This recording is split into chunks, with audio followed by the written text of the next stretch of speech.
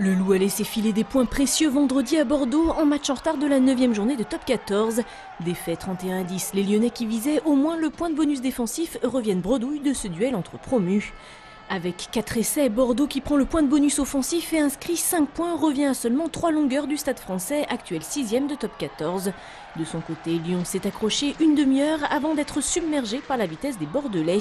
L'essai inscrit par Fatafei à la 70e minute a juste permis de sauver l'honneur. En cas de victoire, le Loup aurait pu gagner une place au classement alors que les autres équipes ne jouaient pas ce week-end. Mais Lyon reste 12e à égalité de points avec Biarritz, son poursuivant. Les hommes de Raphaël Saint-André n'ont donc pas le droit à l'erreur avec 2 réceptions avant la trêve. Le 19 février, le Loup accueillera le Racing Métro, mais le match de samedi prochain face à Brive est d'ores et déjà capital. Une rencontre à 8 points face à un adversaire direct. Cette fois, Lyon ne devra pas laisser passer l'occasion de faire un pas de plus vers le maintien.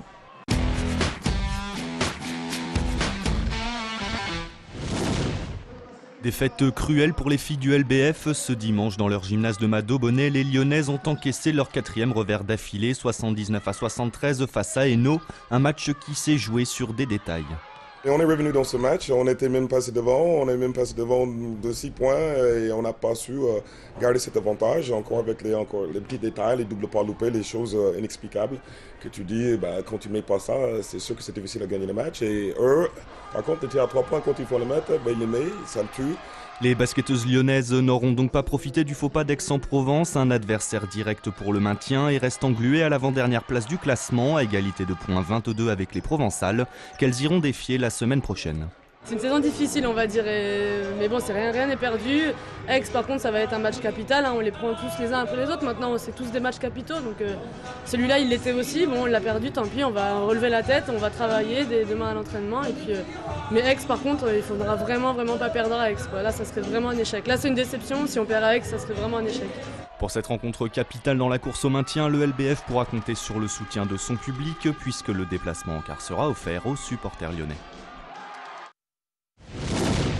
43e édition du Top 12 ce week-end à l'Astrobal. Cette compétition annuelle réunit les 12 meilleurs joueurs et joueuses de ping-pong européens.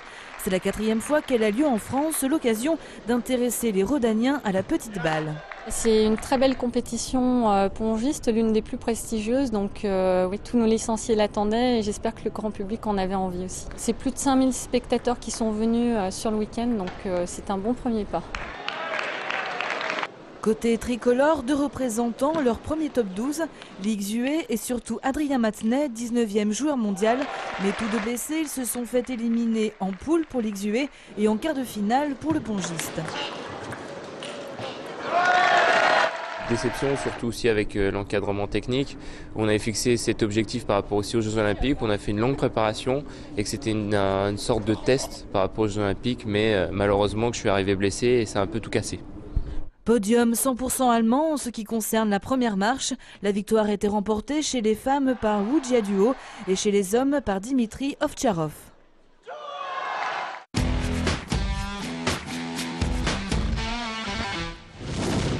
Les autres résultats du week-end, l'Asvel fait chuter le champion de France en titre sur son parquet.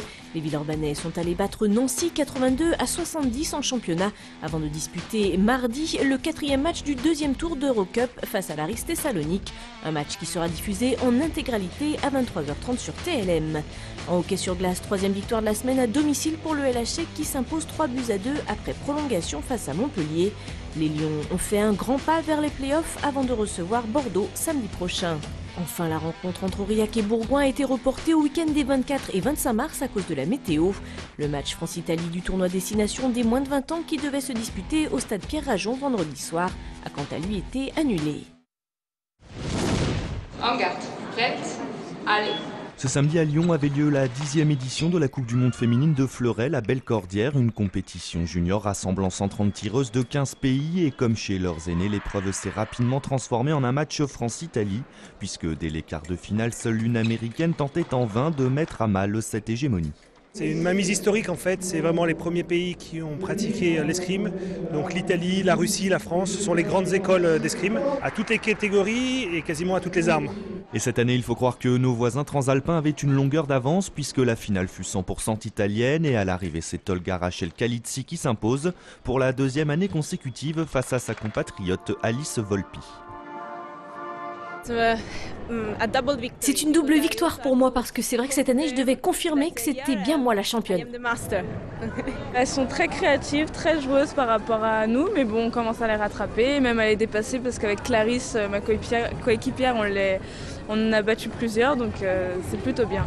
Les jeunes Françaises n'ont en effet pas à rougir de leur performance. À la fin de la journée, elles étaient 2 sur la 3e marche du podium et 4 dans les 8 premières.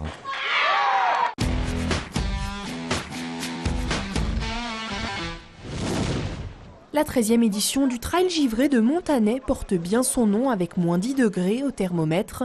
Mais ce dimanche, le soleil a aussi accompagné les 1050 coureurs sur 21 km. Un circuit avec 85% de sentiers, difficile à aborder pour certains trailers. Je suis pas habitué à courir des trails aussi rapides, j'ai un peu souffert de la vitesse. Le grand froid, j'ai jamais réussi à me réchauffer, quoi. Givré du début jusqu'à la fin. Un parcours assez beau. Pas trop vallonné, mais agréable avec le soleil. Par contre, le froid, difficile à gérer au niveau des poumons.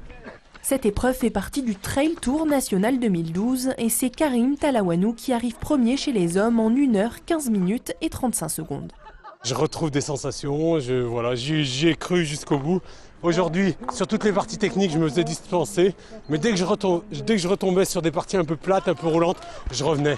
Du côté des femmes, c'est Stéphanie Duc qui s'impose en 1 h 31 minutes et 11 secondes. Le Mur de Lyon accueillait ce week-end la Coupe de France de bloc, l'une des 3 disciplines de l'escalade. Sans corde ni baudrier, les bloqueurs ont 4 minutes pour atteindre en un minimum d'essais un point déterminé sur le mur, situé entre 3 et 5 mètres du sol. Une activité qui nécessite puissance et dynamisme.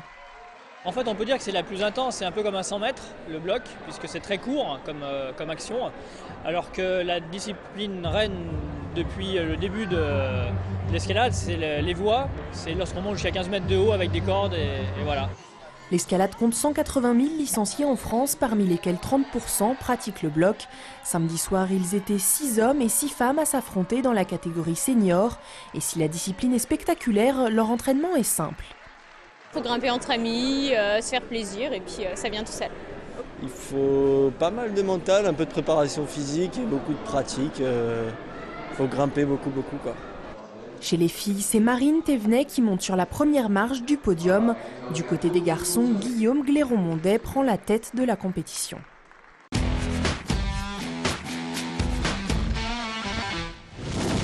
C'est la fin de cette émission. Notez l'adresse mail du Club des Sports pour nous faire part de vos manifestations et événements sportifs. Vous avez maintenant la parole pour le temps additionnel. Vive le sport sur TLM! Bonjour à TLM, super course, temps magnifique, pas de vent, donc vraiment les conditions idéales. Bonjour à toutes mes copines et mes copains lyonnais et tous ceux qui me connaissent et voilà.